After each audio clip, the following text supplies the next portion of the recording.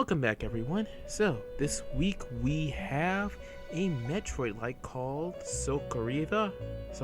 Anyways, yeah, a Metroid-like platformer. And with the hastily slapped together new overlay I put together, let's just dive right on in, because this game does not have full screen. So the story is this. What the fuck? And that's how it happened. And it's your job to exterminate the infection. Pretty simple story. The presentation is, well, not too shabby. The sprite work is nice, although you probably might find it hard to see because of the red background for the overlay, but yeah, not too shabby. The music is nothing really to write home about. However, he has no music, barely any sound in the recording. Now don't get him wrong, there is sound in this game, just faint. So he's gonna use some of the soundtrack from various Metroid games. Like I said, but honestly, I would have loved to have it in a more Metroid style direction when it comes to the soundtrack later on, because I do see potential in this game. Now, the gameplay. The gameplay is Metroid, like I said, stripped down to its bare bones. Well, there's still some meat bits in there, but you get the idea.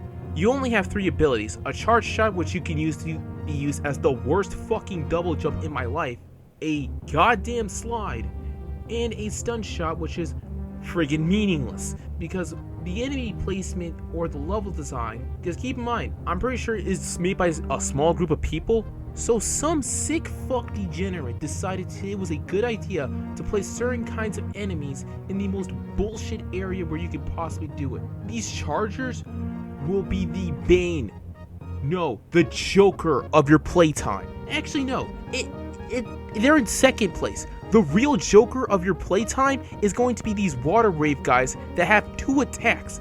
They can either slam their tentacles or they fire, well, cannons.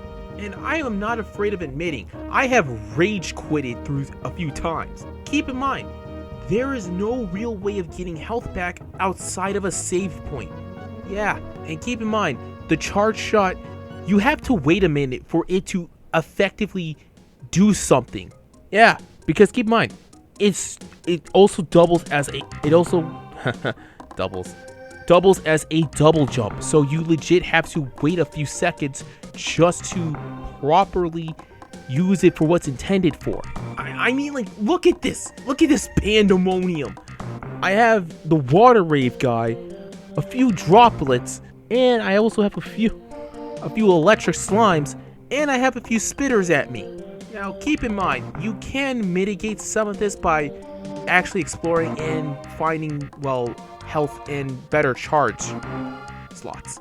But I think that the devs should have just lightened the enemy load or had better ways of getting health back, or just gave me better weapons like a legit missile launcher. Honestly, I would just like to see more of the commitment to the whole Metroid style. Because keep in mind, you can take the recipe, you just have to add your own stuff to it. And I think that's what I want.